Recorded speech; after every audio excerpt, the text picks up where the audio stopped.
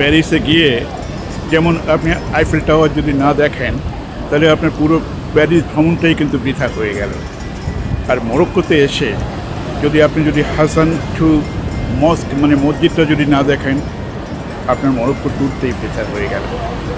হ্যাঁ, আমি এখন মরক্কোর কাসাব্লাঙ্কার সেন্টার প্লেসে আছি। আমার পেছনে যে টাওয়ারটি দেখছেন সেই টাওয়ারটি হলো হাসান টু মস্ক। এটা যখন 1992-তে যখন এটা বিল্ড করা হয়, মানে এটা তৈরি করা হয়, তখন এদের একটা অ্যাম্বিশাস গোল ছিল। ওরা ভেবেছিল যে এটাই পৃথিবীর সবচেয়ে সর্বোচ্চ একটা মসজিদ হবে, এবং এটার উচ্চতা হলো 210 মিটার্স। কিন্তু ইভেনচুয়ালি দেখা গেল যে তার পরবর্তীকালে আফ্রিকাতেই এবং এশিয়াতে এবং বিভিন্ন জায়গাতে এর চাইতে অনেক উঁচু মসজিদ হয়েছে। তো সুতরাং এটা কিন্তু এখন আর টলেস্ট মস্কের যে শিরোপা ছিল সেটা কিন্তু এখন আর নেই। আমি একটু করে দেখাচ্ছি, দেখুন, বিউটিফুল সিনিক বিউটি। এই যে সামনেই যেটা দেখছেন সেটা আটলান্টিক মহাসাগর। এই আটলান্টিক মহাসাগরের উপরেই কিন্তু এই মসজিদটা বেশিরভাগটাই তৈরি করা মসজিদ। দেখুন,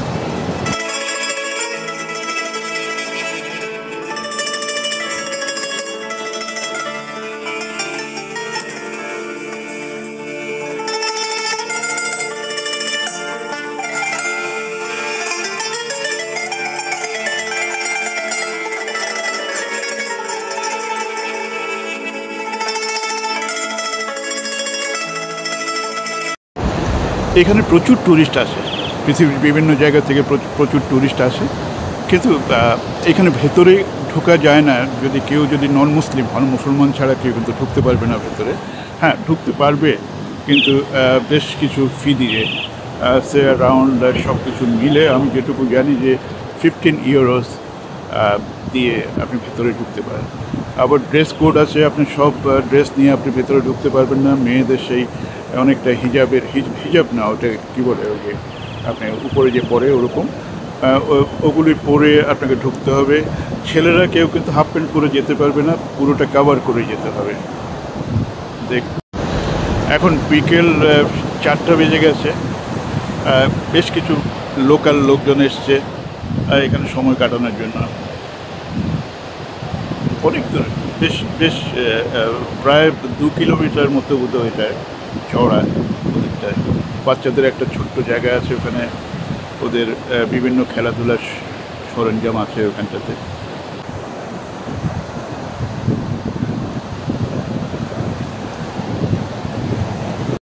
আমি একটু আরও কাছে গিয়ে দেখানোর চেষ্টা করছি আপনাদের, দেখি কতদূর যাওয়া যায়।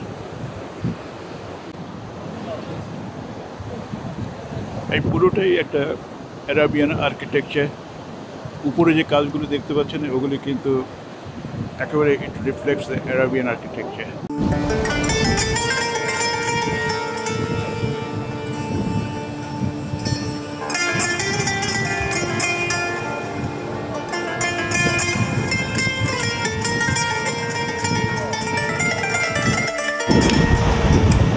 আমার সবচেয়ে যেটা ভালো লেগেছে সেটা হলো যে আটলান্টিক মহাসাগরের যে এই যে সমুদ্রর যে ঢেউ, এটি খুব ভালো লেগেছে আমার।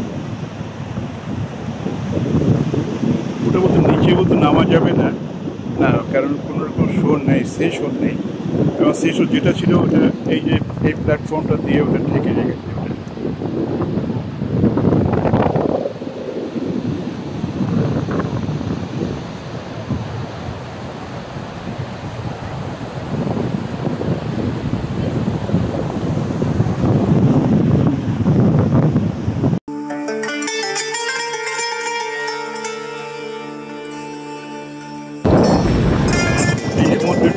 ঘুরে বেড়ানোটা আমার কাছে মনে হচ্ছে যে একটা কাব্যিক অভিজ্ঞতা মনে হয়।